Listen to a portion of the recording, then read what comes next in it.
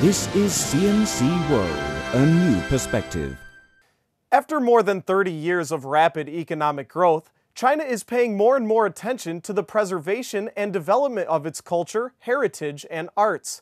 Peking Opera, or Jingju in Chinese, is regarded as China's national opera. With a history of over 200 years, it has a complete system of stage performance. But as time goes by, traditional cultures need innovation, and this is becoming a must for Peking Opera. The hard part is to figure out how to do so without harming the essence of these intangible cultures. This is traditional Peking Opera. And this is Peking Opera in bikinis. Mixing traditional culture with modern elements in this way has sparked a controversy. At the 37th Miss Bikini International Contest opening ceremony, beauty pageant contestants wore bikinis designed with Peking Opera elements. Photos and images of bikini-clad girls wearing Peking Opera headwear and performing on stage began circulating throughout the internet. An overwhelming majority of the public has criticized the idea as a clumsy attempt to incorporate Chinese traditional elements into pop culture without paying respect to the essence of Peking Opera. Well, I think the combination spoils Peking Opera. Peking Opera is an art of Chinese cultural quintessence. It has its given costume. But bikini is an art of modern fashion. The combination should be banished. As the quintessence of Chinese culture, it must be authentic. It contradicts Chinese costumes. Wearing a bikini, I don't like it. Chinese beauty is subtle. We are not as open as foreigners. But some, especially young students, welcome the new combination and believe it to be a creative idea. Well, I think it's a new fashion. It is good to make some changes and innovations on the tradition. It is easier for the youths to accept it than the elderly. I view it as a compromise. If the Peking Opera acts like what it used to be, it is hard for young people to accept it. This is probably one of the reasons behind the show. Though it may look a little vulgar, it promotes the Peking Opera. It's worth trying, I think.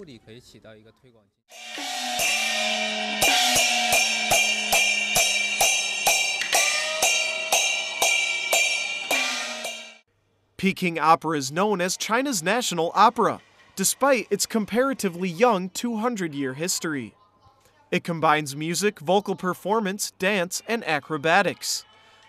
The art form began gaining popularity in Beijing in the late 18th century and fully developed in the 19th century, finally flourishing in the 20th.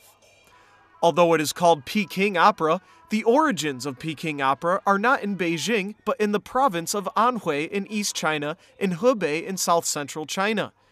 Its rise is due in great part to the patronage of the imperial royalties.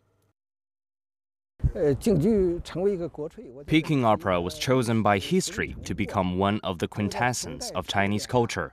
Many elite artists made great contribution to the singing and dancing of local opera, like Peking Opera. The Peking Opera won great applause from audiences. So it is the mass acknowledgement that made Peking Opera become Chinese culture's quintessence. During the Qing dynasty, Peking Opera was a form of pop culture, attracting audiences from different social levels from the very top of society to the bottom. There is a Chinese saying describing good singing. The voice can linger over 3 days. That's the specialty of Peking Opera, the long-lasting aftertaste. That's the beauty of Peking Opera. And while it would be hard to find someone to argue about Peking Opera's beauty, that doesn't mean it can hold the attention of today's youths. Wang Ankui believes it might be an issue of patience. Peking Opera takes time to appreciate, just like the comparison between traditional food and fast food. You wouldn't get the best traditional food with a fast, big swallow. So I think you need to be quiet and patient when you want to enjoy Peking Opera or Kunqu Opera.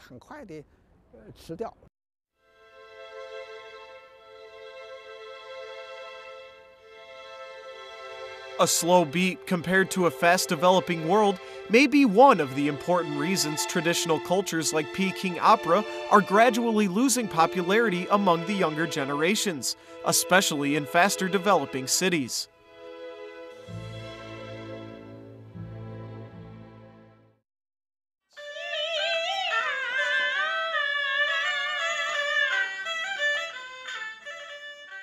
Zhou Yangping is a famous opera artist in Beijing. She initiated China's first private-operated Peking opera troupe in Shanghai in 2003.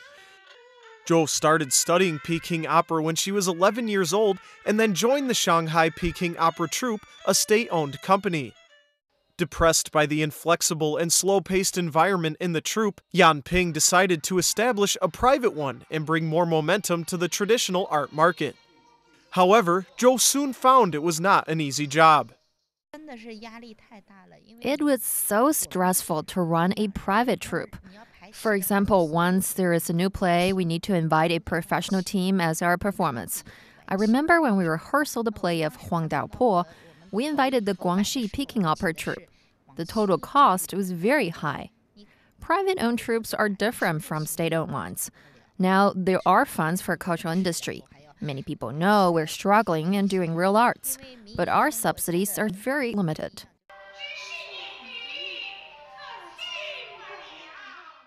As a modern artist of Peking opera, Zhou says she has the responsibility of developing the cultural quintessence.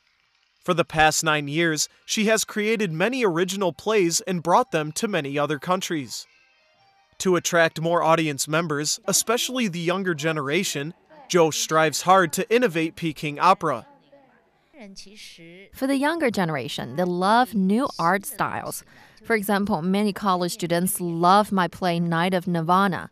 There are many young people who love the traditional art. However, the group is small, much smaller than people who love pop music.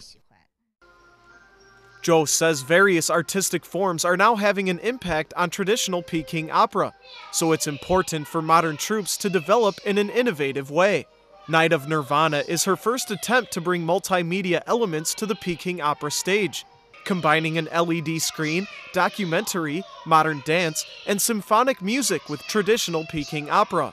It was welcomed by many young audience members. I don't think you would compromise the essence of Peking opera if you add modern elements in it. On the contrary, I believe arts are interlinked.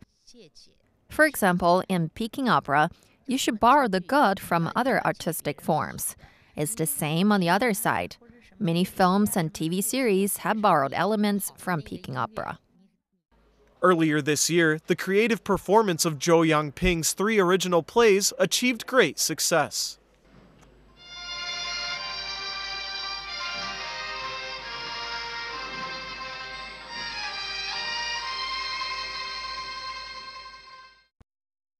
At a time of rapid economic development and increasing cultural exchange, some communities like Jingju Theater Company of Beijing are also trying to be innovative by adding modern elements.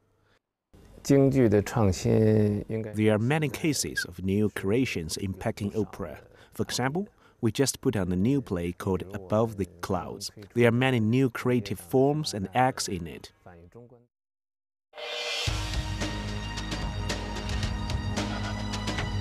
The new modern Peking opera drama Above the Clouds challenges the traditional opera performance standards. The story is based on the life of entrepreneurs from Zhongguancun, which is a science park gathering high-tech talent. The new show is accompanied by lighting effects and modern costumes. Peking opera has also absorbed various elements from classic Western operas, hoping to attract more foreign audience members and promote Chinese culture. Last month, an adapted Peking opera edition of Prince's Revenge was performed during the Cervantes International Arts Festival in Mexico City, the capital of Mexico. This was a way to innovate the traditional opera. To make Chinese national art suitable for foreign audiences, there are 2 ways. One is to make some adjustments. The other is to further highlight our national characteristics. We wait for foreigners to get used to our art. I know there are already successful cases. More national, more global. Foreigners want to see our national art, with strong features standing out. In an effort to pass on the national treasure and help the intangible culture be inherited and reach a global audience, President of Jingju Theater Company of Beijing, Li Enjie, advanced the brand concept of the Tour of Heritage.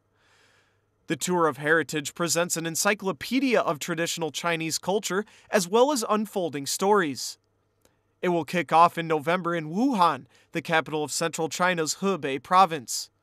But Li Enjie believes innovation and storytelling can only go so far.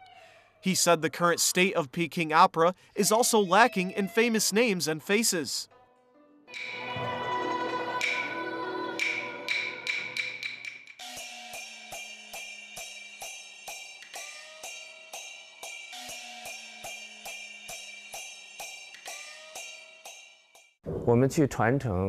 The inheritance of Peking Opera needs efforts from two sides, the audience and actors.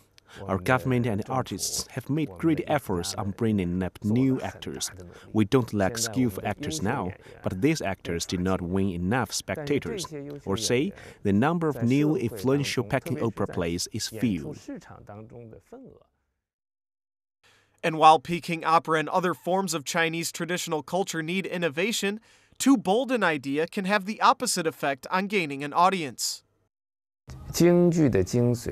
The essence of Peking Opera exists from its inner to outer being. It is the Chinese national culture, specialty bearing in Peking Opera. We believe Peking Opera is broad and profound. What we value most is the comprehensive reflection of spiritual China in Peking Opera. What should not be changed is the specialty of the opera, like its aesthetics. We should preserve the aesthetics, national morality, and the display methods of Chinese national opera like Peking Opera. It is no question that Peking Opera needs to be inherited to the next generation. But changing its essence and rhythm would likely be a complete detriment to the art form. Many Chinese people and Peking Opera enthusiasts around the world hope that by properly innovating to catch up with the times, the precious art form can not only survive, but also thrive.